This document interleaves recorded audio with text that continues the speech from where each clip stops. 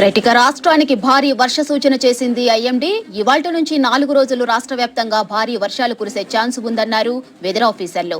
ఇవాళ రేపు ఉత్తర తెలంగాణ, మధ్య, తూర్పు, పశ్చిమ జిల్లాలో భారీ వర్షాలు కురిసే అవకాశం ఉందన్నారు. సౌత్ తెలంగాణలో మోస్తరు నుంచి భారీ వర్షాలు పడతాయన్నారు. బంగాళాఖాతంలో ఏర్పడిన ఉపరితల ఆవర్తనం క్రమంగా బలపడి అల్పపీడనంగా మారిందన్నారు.